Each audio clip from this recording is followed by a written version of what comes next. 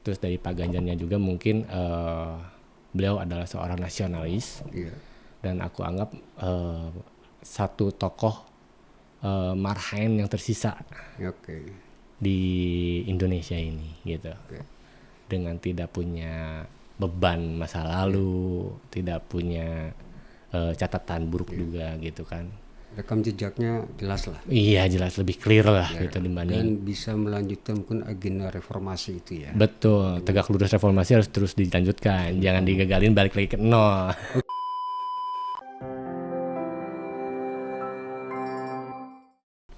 Selamat siang, selamat berjumpa kembali bersama kami, bersama saya Yakim Sa Ahmad di Rumah Bersama Pelayan Rakyat. Assalamualaikum warahmatullahi wabarakatuh. Waalaikumsalam. Salam sejahtera untuk kita semua, para pemirsa di manapun berada. Pada kesempatan siang ini kita kedatangan tamu dari pemuda kita ini, Bung Chandra Purnama. Tuh. Beliau adalah seorang ketua Gerakan Pemuda Marhaen Kota Bandung, juga aktivis dari Generasi Menatap Langit Indonesia, GMLI ya. GMLI. Ya. Baik, mungkin saya persilakan untuk mengenalkan diri Bung Chandra. Ya, nama saya Chandra Purnama, tinggal di Bandung, khususnya di Bandung Kulon, di Kelurahan Sejarah. Terus kebetulan alhamdulillah juga saya dipercaya diberikan mandat sebagai ketua Gerakan Pemuda Marhaenis Kota Bandung. Terus yang keduanya kita juga memiliki forum pemuda dari semua aspek yang peduli lingkungan, wanita, perempuan atau apapun juga itu di Generasi Menatap Langit Indonesia. Oke. Gitu. Bung Chandra, tadi Bung Chandra selaku ketua Gerakan Pemuda Marhaenis ya, Betul. Kota Bandung. Nah, ini bagaimana ketertarikan Bung Chandra selaku pemuda ini dengan Marhaen itu seperti apa itu? Ya kan yang kita tahu founding father kita membuat Marhaenis itu dari beliau jalan-jalan di Kota Bandung tuh, di daerah Bandung itu bertemu dengan Mang Aen. Bandung Selatan ya? Bandung Selatan. Oke. Nah, beliau ingin mengutarakan tentang masalah penindasan oleh sistem dan memerdekakan sebagai Mang Aen itu ya, sebagai tani. Jadi Mang Aen ini yang punya tanahnya, yang punya alatnya, tapi dimiskinkan, ditindas oleh sistem yang berlaku gitu, oleh kapitalisnya gitu. Nah, dengan kondisi sekarang itu apakah masih relevan ajaran dari Bung Karno ya mengenai Marhaen ini untuk saat ini? Sebenarnya masih relevan kata aku itu, karena itu yang menghasilkan ideologi bangsa.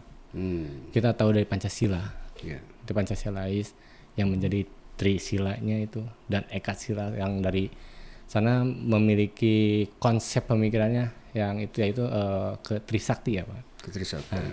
Soalnya aku lihat gini, pemuda sekarang tuh lebih aware terhadap Trisakti itu konsep berdikari di bidang ekonomi. Karena pemuda-pemuda sekarang tuh kayaknya lebih apa ya? Lebih relate dengan UMKM-nya gitu kan.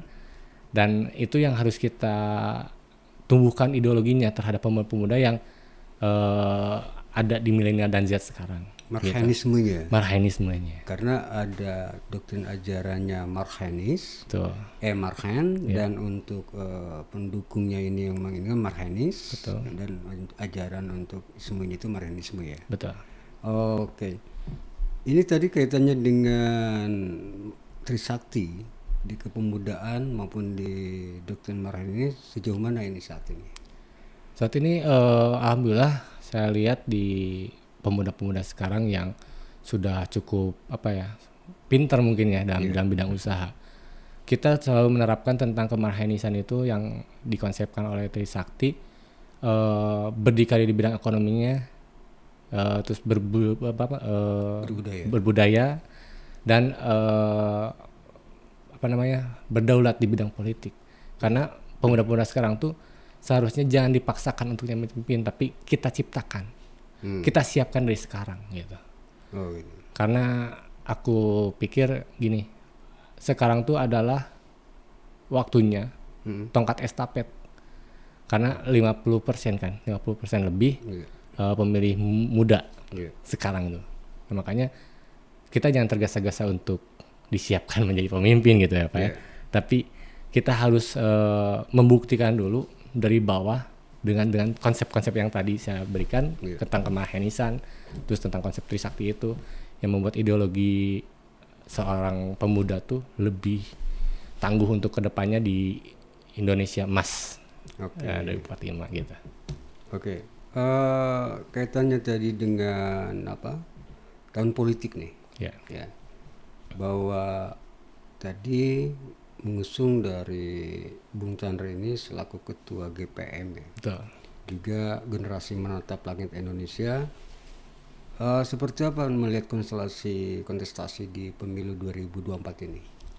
Konstelasi yang terjadi di sekarang tuh apa ya? Ada sedikit apa ya, pemaksaan mungkin ya. Pemaksaan di kepemudaannya itu. Dan kita juga menolak keras tentang masalah ketokohan muda nih. Kita harusnya disiapkan terlebih dahulu. Jangan terlalu dipaksakan. Karena belum tentu dengan pengalaman, dengan pemikiran yang ditakutkannya nanti di saat hubungan internasional itu pemuda tuh lebih labil dalam emosi kan, emosionalnya. Nah jangan sampai nantinya agak kegertak atau gimana gitu Pak. Oke. Gitu. Jadi kalau saya mengerti beberapa masalah kepemimpinan, itu kan harus mempunyai latar belakang pengalaman, wawasan dan pendidikan. Nah kira-kira untuk generasi pemuda saat ini untuk hal itu seperti apa nih? Ya, yang ada sekarang untuk di Pilpres di 2024. Ya makanya Pak, kita mendorong, saya berpandangan seperti ini ya. Anak muda tuh sekarang tuh ada di belakang, posisinya ada sedikit di belakang dulu nih, untuk mempersiapkan ke Indonesia emas, ya kan? Karena agar tidak kaget juga nih, gitu kan? Dengan berbagai jam terbangnya, terus pemahamannya. Makanya saya lebih relate terhadap Pak Ganjar Pranowo dengan Pak Mahfud dengan 21 program unggulannya. Di sana ada UMKM-nya, ya kan? Terus 17 juta lapangan kerja. Terus membentuk tani yang bangga bertani gitu kan. Yang menghempaskan yaitu tadi itu. Sekarang banyak petani-petani muda tuh di tiap-tiap daerah Jawa Barat. Nah makanya kita mengajak untuk pemuda ini emang harus ada di depan Pak, ya kan? Karena Bung Karno aja udah bilang minta 10 pemuda untuk mengguncangkan dunia gitu kan. Tapi pemuda yang seperti apa dulu Pak, gitu kan? Jangan yang suka melabrak-labrak sistem gitu kan, itu juga kurang terlalu dipaksakan Pak ya. Gitu. Oke, Bung Chandra, ini tadi dikaitkan dengan 21 program dari Pak Ganjar sama Pak Mahfud ya. Betul. Mungkin di sini dari pengalaman, wawasan, juga dari pendidikan mereka ya. Lebih mumpuni mungkin ya. Betul. Di kalangan pemuda, khususnya di Kota Bandung ya. Betul.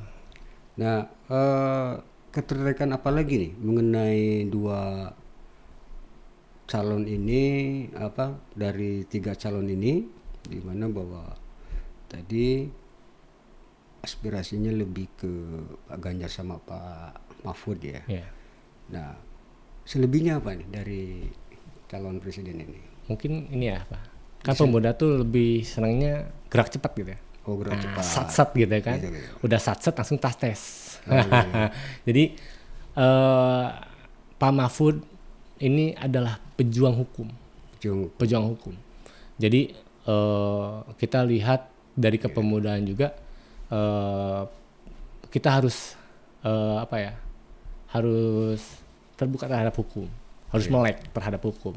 kepastian hukumnya seperti apa. Nah itu yang harus dilanjuti lagi oleh Pak Mahfud mungkin ya untuk pemuda, karena saya berasal dari gang yang memiliki karakter dan kultur budaya kita yang beda juga dengan akademisi, tapi alhamdulillah juga kita bisa berdampingan dengan mereka. Kita mencampurkan yang dulunya eksklusif tentang masalah akademisi, sekarang udah bisa berbaur dengan mereka gitu Pak. Terus dari Pak Ganjarnya juga mungkin beliau adalah seorang nasionalis, dan aku anggap satu tokoh marhaen yang tersisa di Indonesia ini gitu, dengan tidak punya beban masa lalu, tidak punya catatan buruk juga gitu kan. Rekam jejaknya jelas lah. Iya jelas, lebih clear lah gitu dibanding. Dan bisa melanjutkan mungkin agenda reformasi itu ya. Betul, tegak lurus reformasi harus terus dilanjutkan, jangan digagalin balik lagi ke nol. Oke, Bung Chandra, Ya. ini untuk tanggal 14 Februari. Betul.